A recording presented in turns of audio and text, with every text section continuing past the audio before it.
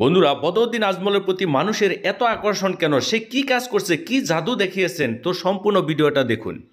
হ্যাঁ বন্ধুরা, লোকসভা নির্বাচন শেষ পর্যায়ে এসে গেছেন। এখন কিন্তু সারা আসামের ভিতরে ধুবড়ি যেটা লোকসভা ইলেকশন, সেই লোকসভা ইলেকশনে তুলপার ক্যাম্পিং চলছেন। সেখানে দিনে রাত্রে সব সময় ক্যাম্পিং চলছেন। আর সেখানে আসছেন অনেক দলের অনেক নেতা, বিভিন্ন জায়গায় থেকে। আজকে কংগ্রেসের থেকে কেন্দ্রীয় পর্যায়ের নেতাগুলো সেখানে এসে উপস্থিত হয়েছেন। কেন সেখানে এত ভিড় লাগছেন?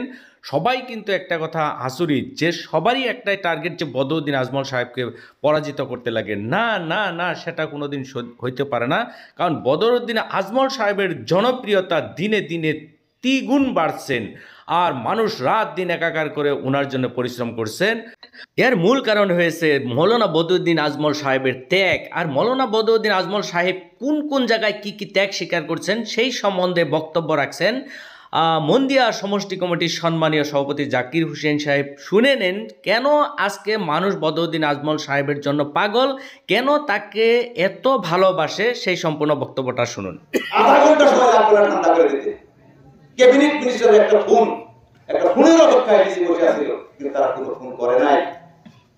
সেখানে যেটা অবস্থা হয়েছিল, সেখানে মানুষ যাওয়ার মতো কোনো পরিবেশ নাই, নিরাপত্তা নাই। বাড়িঘর জ্বালানো, ধর্ষণ, হত্যা, লুণ্ঠন, এক অমানবীয় পরিস্থিতি, হৃদয় বিদারক কাহিনী। সেখানে কেউ যাওয়ার হিম্মত করে নাই। আজকের যে বাংলা নেতা অনেকেই কংগ্রেসের বক্তব্য দেয়, মন্ত্রী বলা মন্ত্রী, 3 বারের মন্ত্রী।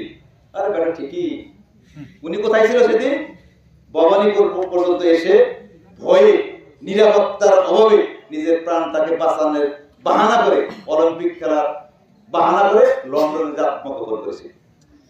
আর আপনাদের নেতা হযরত মাওলানা বদরউদ্দিন সরাসরি দিল্লি থেকে এসে সেই দুর্গম অঞ্চলে প্রবেশ করলো।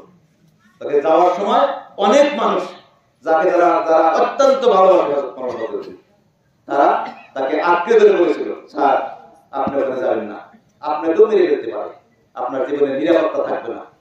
উনি চোখের জল ভরে বলছিল, না এটা হতে পারে না, আমাদের মানুষকে কেটে মেরে শেষ করবে, আর আমি হযরত মাওলানা বদরউদ্দিন আজমল এটা বরদাস্ত করব না। আমি একাই সেখানে যাব, তোমরা যদি আমার সঙ্গে যাও তাহলে যেতে পারো, না হলে একাই সেখানে যাও।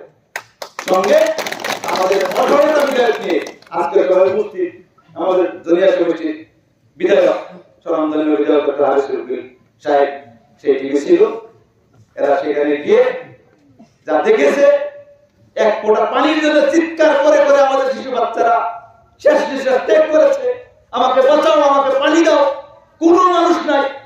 জঙ্গলে ঘুরে ঘুরে, কোকড়াঝড়ের পাহাড়ে জঙ্গলে ঘুরে ঘুরে সেই মরা মানুষের লাশ হযরত মাওলানা বদরউদ্দিন আজমলের নেতৃত্বে উদ্ধার হয়েছে। আর 18 জন মানুষের জানাজা একসাথে জানাজা ইমামতি করেছিলেন আজকের সভায় উপস্থিত জুনিয়র কমিটির বিধায়ক হারিস সাহেব।